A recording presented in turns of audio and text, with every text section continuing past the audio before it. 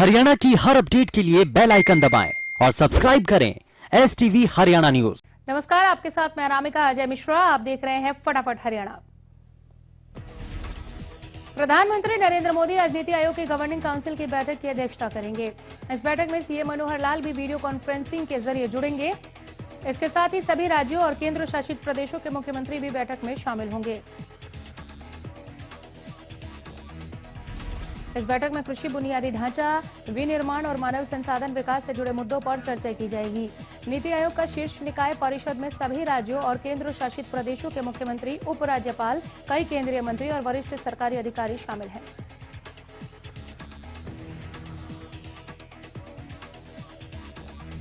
संचालन परिषद की छठी बैठक में पहली बार लद्दाख को प्रवेश मिलेगा। इसके अलावा जम्मू कश्मीर की भी केंद्र शासित प्रदेश के रूप में भागीदारी होगी। इस बार प्रशासकों की अध्यक्षता वाले अन्य केंद्र शासित प्रदेशों को भी शामिल होने के लिए आमंत्रित किया गया है। प्रधानमंत्री नीति आयोग के चेयरमैन हैं।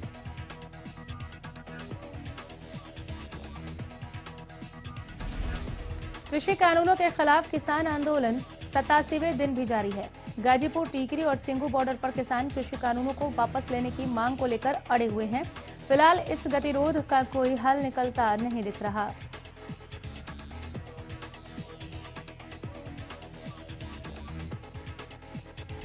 भारतीय किसान यूनियन के प्रदेश अध्यक्ष गुरनाम सिंह ने उकलाना में एक प्रेस वार्ता में बड़ा बयान देते हुए कहा कि हरियाणा में खाप पंचायतों का दौर बंद कर दिया गया है। गुरनाम सिंह ने कहा कि किसान महापंचायत से बॉर्डर पर किसानों की संख्या कम हो रही है और लोग गांव में महापंचायतों की ओर आ रहे हैं।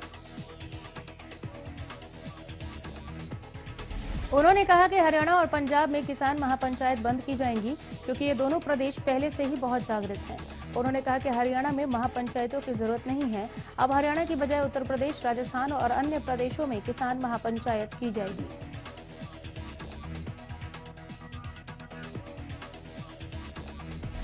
बरवाला में शुक्रवार को दलित सम्मेलन को संबोधित करते हुए किसान नेता गुरनाम सिंह चडूरी ने कहा कि हमारी लड़ाई सरकार से नहीं बल्कि पूंजीपतियों के साथ भी है। सरकार हमें आज तक लड़वाती आई है, कभी जाति के नाम पर तो कभी धर्म के नाम पर। सरकार की इस साजिश को समझो। टोहाना की अनाज मंडी में किसान महापंचायत का आयोजन किया गया।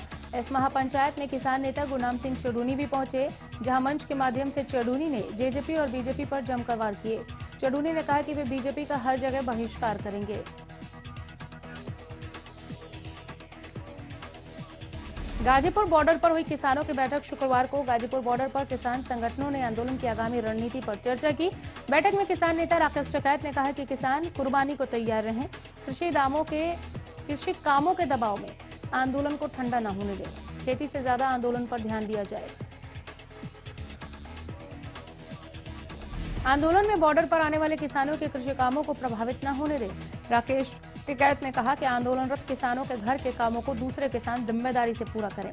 बैठक में तय किया गया कि किसी भी हाल में आंदोलन को कमजोर नहीं होने दिया जाए।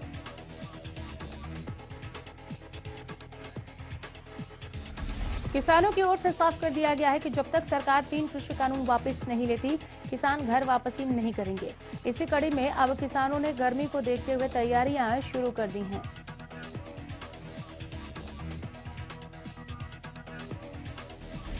बॉर्डर पर डटे किसान अपने लिए पानी के इंतजाम के साथ साथ गर्मी से भी निजात पाने के लिए टेंट में पंखे, टीवी और फ्रिज लगवा रहे हैं। किसानों के लिए आरओ सिस्टम भी लगवाया जा रहा है। किसानों का कहना है कि आंदोलन के दौरान हम परिस्थिति से निपटने के लिए तैयार हैं। पलवल के नेशनल हाईवे नंबर 19 पर नए कृषि कानूनों के खिलाफ चल रहा किसानों का धरना 19वें दिन भी जारी है। बीते दिनों धरना स्थल पर फीकी पड़ी रौनक एक बार फिर से लौटने लगी है। किसानों का कहना है कि आने वाले समय में उनकी संख्या में काफी बढ़ोतरी होगी। किसानों का यह भी कहना है कि वो किसी भी कीमत पर झुकने वाले नहीं हैं। युवा किसान समुद्र सिंह का कहना है कि उनका आंदोलन निरंतर तेजी के साथ जारी है।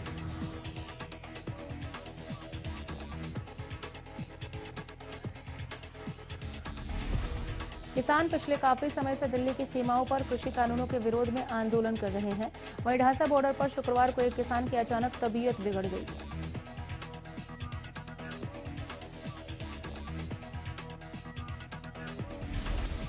हरियाणा की सांस्कृतिक धरोहरों को संजोए रखने और हरियाणा में पर्यटन को बढ़ावा देने के लिए प्रदेश सरकार कई कदम उठाने जा रही है।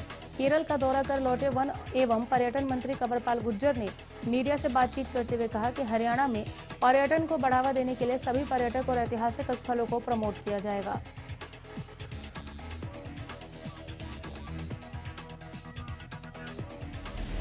ऐतिहासिक स्थलों को प्रमोट करने के लिए साहित्य पर डॉक्यूमेंट्री फिल्म बनाई जाएगी ताकि बाहर से घूमने आने वालों को उन स्थलों की पूरी जानकारी मिल सके।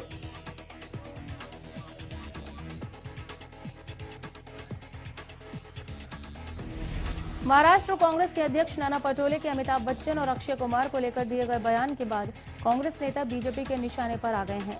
गृह मंत्री अनिल विज ने कांग्रेस अध्यक्ष सोनिया गांधी समेत कई कांग्रेसी नेताओं को आड़े हाथों लिया। विज ने कहा कि विपक्ष की सार्थक भूमिका निभाने में असफल रही कांग्रेस अब सिने स्टारों को धमका रही है। उन्होंने कहा कि सोनिया गांधी को अमिताभ बच्चन और अक्षय कुमार से माफी मांगनी चाहिए और नाना पटोले के खिलाफ कार्रवाई भी की जानी चाहिए।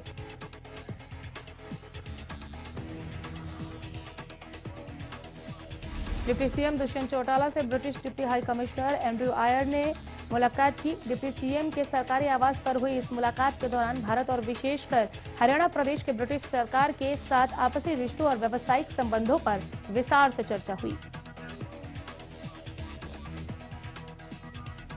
ब्रिटिश डिप्टी हाई कमिश्नर ने डिप्टी सीएम को ब्रिटिश सरकार की ओर से बिजनेस और अन्य कार्यों में हर संभव सहयोग का आश्वासन दिया। साथ ही उन्होंने कोविड-19 के दौरान हरियाणा सरकार द्वारा अपने प्रदेश के लोगों के लिए की गई मदद और दूसरी चुनौतियों से निपटने के लिए बधाई भी दी।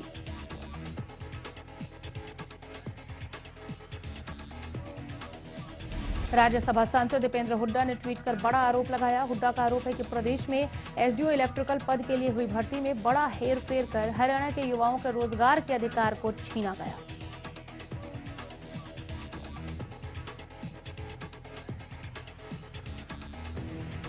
उन्होंने सवाल उठाया है कि एसडीओ की भर्ती में हरियाणा के सिर्फ 22 युवाओं को नौकरी दी गई, जबकि बड़ी संख्या में बाहरी प्रदेश के युवाओं को मौका दिया गया। साथ ही दीपेंद्र हुड्डा ने सवाल उठाया कि क्या यही है प्रदेश के युवाओं को 75% आरक्षण देने का दाव।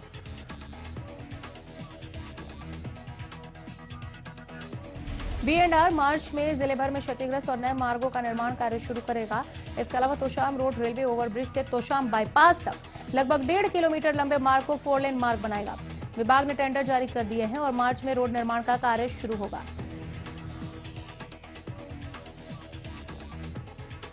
इससे रोड क्षेत्र के आसपास हजारों निवासियों के साथ वाहन चालकों को भी फायदा मिलेगा। आपको बता दें कि तोशाम रेलवे ओवरब्रिज से तोशाम बाईपास तक के 4 लेन मार्ग निर्माण का मामला लगभग 2 साल से अटका हुआ था।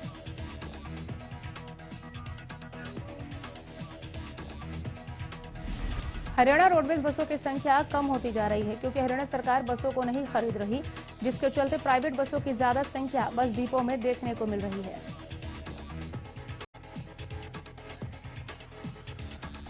गोहाना बस डिपो में पिछले 2 सालों में लगातार बसों की संख्या कम होती जा रही है, जिससे परिवहन विभाग की आमदनी तो कम हो ही रही है, वहीं बस में सफर करने वाले यात्रियों को भी परेशानी का सामना करना पड़ता है।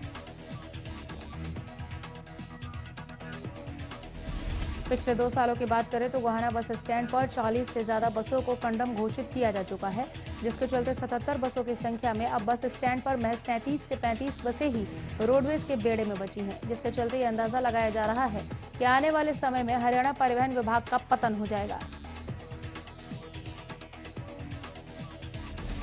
पेट्रोल, डीजल और रसोई गैस के दामों को लेकर कांग्रेस सरकार पर हमलावर हो रही है। इसी कड़ी में शुक्रवार को सिरसा जिला कांग्रेस कमेटी ने बढ़ती महंगाई को लेकर अनोखे ढंग से प्रदर्शन किया। कांग्रेस कार्यकर्ता खच्चर रेहड़ी पर मोटरसाइकिल और गैस सिलेंडर रखकर शहर के बाजारों से नारेबाजी करते हुए निकले। रेवाड़ी में कोरोना के चलते प्राइमरी स्कूल बंद पड़े हैं, जिसके चलते जिले के हजारों बच्चों का भविष्य अधर में लटका हुआ है। प्राइवेट स्कूल एसोसिएशन के जिला अध्यक्ष का कहना है कि जिला कोरोना मुक्त हो चुका है, उसके बाद भी स्कूलों को नहीं शुरू किया गया। एसोसिएशन स्कूल खोलने की मांग को लेकर सड़कों पर उतरी। साथ ही मुख्यमंत्री और शिक्षा मंत्री के नाम अतिरिक्त उपायुक्त को ज्ञापन सौंपकर प्राइमरी स्कूलों को खोलने की अपील की। कॉलेज के मेन गेट पर छात्रों ने ताला जड़ दिया। बता दें कि छात्रों ने ऑफलाइन परीक्षा करवाने के विरोध में कॉलेज में ताला लगवाया। छात्रों का कहना है कि जब क्लास ऑनलाइन लगी है तो परीक्षा भी ऑनलाइन होनी चाहिए।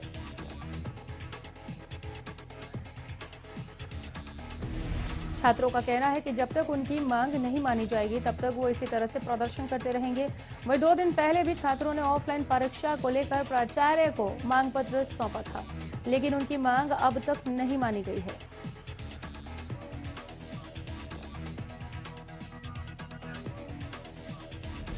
भिवानी में अपनी मांगों को लेकर चौधरी बंसीलाल विश्वविद्यालय के छात्रों ने वीसी कार्यालय के बाहर प्रदर्शन कर ज्ञापन सौंपा। छात्रों ने कहा कि मार्च में होने जा रही परीक्षाओं के पैटर्न में बदलाव किया जाए, साथ ही 1 सप्ताह के अंदर लेटर जारी नहीं हुआ तो छात्रों की ओर से यूनिवर्सिटी का गेट जाम करने की चेतावनी दी गई है।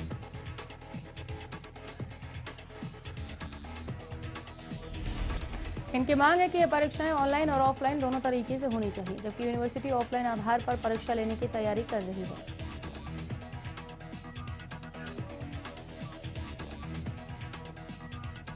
Haryana government PWD mechanic workers union ने अपनी मांगों के समर्थन में लघु सचिवालय में एकत्र होकर प्रदर्शन किया और सरकार के विरोध में जमकर नारेबाजी की।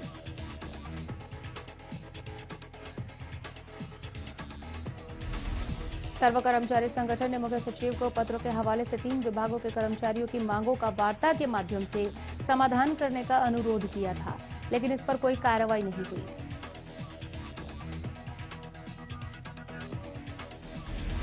जनवरी को संगठन की राज्य परिषद की मीटिंग में फैसला लिया गया था कि समय रहते मांग पत्र की मांगों का हल नहीं निकाला जाता तो संगठन 14 मार्च को करनाल में राज्य स्तरीय रैली करके मुख्यमंत्री निवास की ओर कूच करेगा।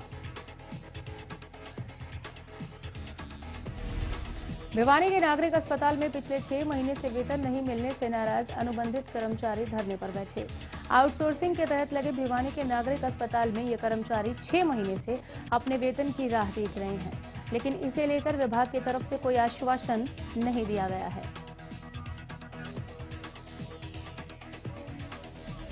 कर्मचारियों का कहना है कि 6 महीने से उन्हें सैलरी नहीं दी गई और इस बारे में कई बार संबंधित महकमे से बातचीत कर चुके हैं, लेकिन कहीं से भी कोई ठोस जवाब नहीं दिया गया। उनका कहना है कि जल्द से जल्द हमारा वेतन दिया जाए, वरना वो लगातार धरने पर बैठने को मजबूर होंगे।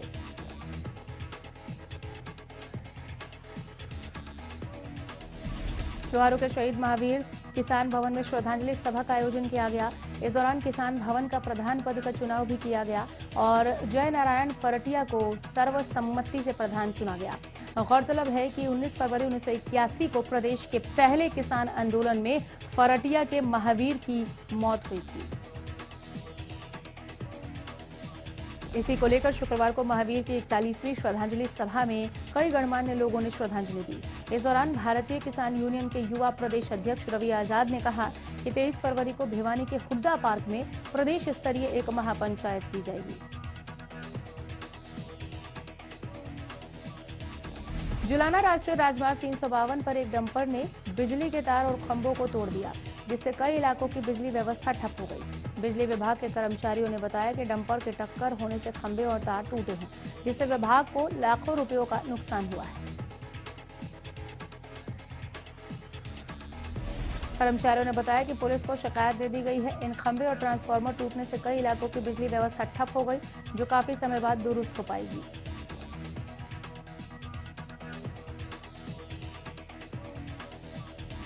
कैथल में अवैध कॉलोनियों पर लगाम लगाने के लिए प्रशासन कई कदम उठाता है, लेकिन कई बार मिलीभगत के चलते अवैध कॉलोनियां पनपती हैं।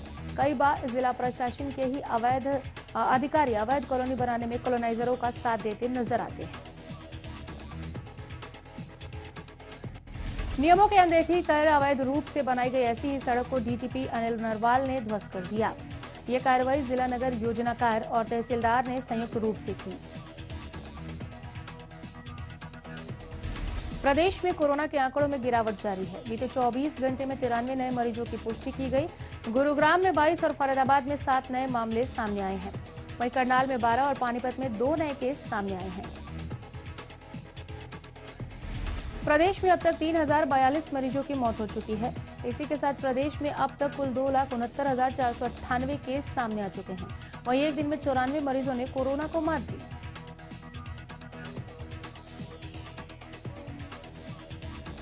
पानीपत बस अड्डे के पास कोहरे के कारण एक ऑटो अनियंत्रित होकर पलट गया। इस दौरान एक शख्स की मौके पर ही मौत हो गई, जबकि एक शख्स गंभीर रूप से घायल हुआ। मौके पर पहुंचे मृतक के दोस्त ने घायल और मृतक को सामान्य अस्पताल पहुंचाया। टेम्पो चालक का कहना है कि बाबरपुर के पास एक कार ने उसके ऑटो को ओवरटेक किया तो उसने कार को साइड देने के मकसद से ऑटो को सड़क के किनारे की ओर मोड़ लिया। कोहरे के कारण उसे सड़क पर डिवाइडर नजर नहीं आया, जिसके बाद ऑटो डिवाइडर पर चढ़कर अनियंत्रित होकर पलट गया। फटाफट हरियाणा में यही रुकेंगे, देखते रहिए हरियाणा न्यूज। नमस्कार।